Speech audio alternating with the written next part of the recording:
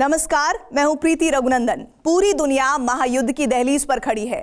Ukraine रूस युद्ध के बाद कब कहां किसके बीच नया वॉर फ्रंट खुल जाएगा, कुछ नहीं पता। यूक्रेन में जो हथियार झोंके जा रहे हैं और अमेरिका, रूस, चीन जैसे देश जिन हथियारों की धमकी दे रहे हैं, वो हथियार धरती के विनाश के लिए काफी हैं। अगर यूक्रेन की लड़ाई विश्व युद्ध में बदली तो शायद महाभारत जैसा ही भयानक युद्ध होगा। ये पौराणिक कहानी तो शायद आपने भी सुनी होगी कि महाभारत युद्ध के बाद धरती से एक युग का ही अंत हो गया था। द्वापर युग का अंत करने वाली शक्ति पाताल से निकली थी। क्या इस बार भी कुछ ऐसा ही होने वाला है? अमेरिका, चीन, रूस के बीच परमाणु पनडुब्बियों की होड़ की इनसाइड स्टोरी पर है हमारी ये स्पेशल टेली सीरीज जल दैत्य ब्लू वाटर हंटर, जिसके पहले एपिसोड में देखिए तक्षक और टू एक्सटिंक्शन।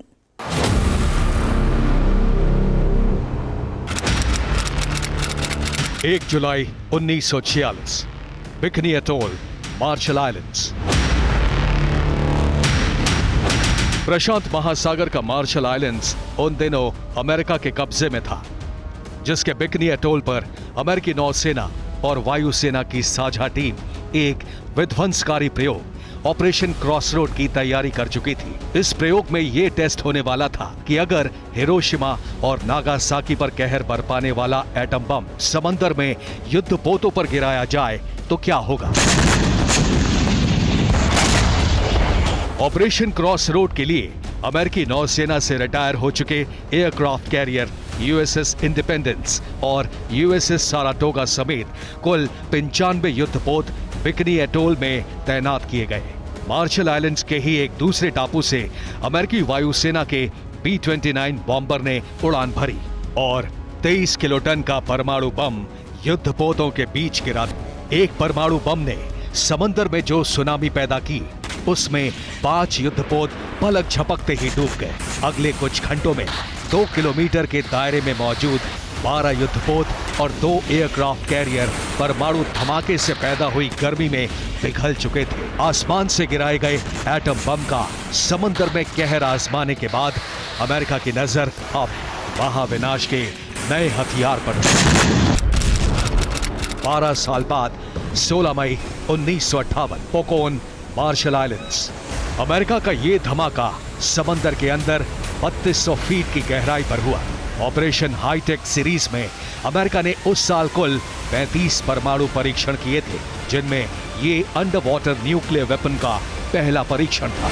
इस न्यूक्लियर टेस्ट में अमेरिका ने सिर्फ 9 किलोटन क्षमता के परमाणु बम का इस्तेमाल किया था, लेकिन धमाका इतना जोरदार था कि 840 फीट ऊंचा फव्वारा उठा, जिसकी गोलाई 3800 फीट थी। अपनी इस एटमी कामयाबी पर गदगद अमेरिका को उस वक्त बिल्कुल अंदाजा नहीं था कि अंडर वाटर न्यूक्लियर बम के रूप में उसने जो जल दैत्य बनाया है, एक दिन वो अमेरिका और उसके मित्र देशों को निगलने के लिए मचल उठेगा। 2 मई 2022, रशिया 1 न्यूज चैनल, मॉस्को, रूस। यूक्रेन युद्ध का तीसरा महीना शुरू हो चुका था। युद्ध की शुरुआत में यूक्रेन को उसके हाल पर छोड़ देने वाले पश्चिमी देश अब रूस के खिलाफ हथियारों की खेप झोंक रहे थे। यूक्रेन का हौसला बढ़ाने और रूस को लानत भेजने का दौर भी शुरू हो गया। ब्रिटेन के तत्कालीन प्रधानमंत्री बोरिस जॉनसन अचानक कीव पहुंचकर रूस को उकसा बैठे। He's going to intensify the pressure now in Donbass and in the east. And together with our partners, we are going to ratchet up the economic pressure, and we will continue to intensify week by week the sanctions on Russia. We will give you the support that you need, the economic support, but also, of course, the defensive military support, in which I'm proud to say that the UK helped to lead the way. Boris Johnson के Ukraine दौरे को अभी महीना भी नहीं बीता था कि रूस के मशहूर टेलीविजन एंकर दिमित्री किसेल्योव ने ब्रिटेन को खुली धमकी दे डाली।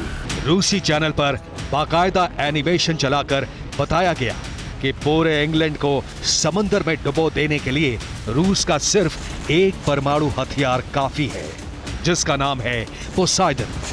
दुनिया का सबसे घातक और अपनी तरह का पहला अंडर वाटर न्यूक्लियर ड्रोन। समंदर की 1000 मीटर गहराई में 100 नॉट यानी 185 किलोमीटर प्रति घंटे की रफ्तार से चलने वाले इस न्यूक्लियर ड्रोन में किसी भी क्षमता का वॉरहेड लगाया जा सकता है। 100 टन वजन वाले रूसी नौसेना के इस जल दैत्य के बारे में अमेरिका को भनक तो 2015 में ही लग गई थी, लेकिन रूस ने अपने इस रणनीतिक हथियार के बारे में तब बताया जब साल 2019 में पोसाइडन ड्रोन हमले के लिए तैयार हो चुका था।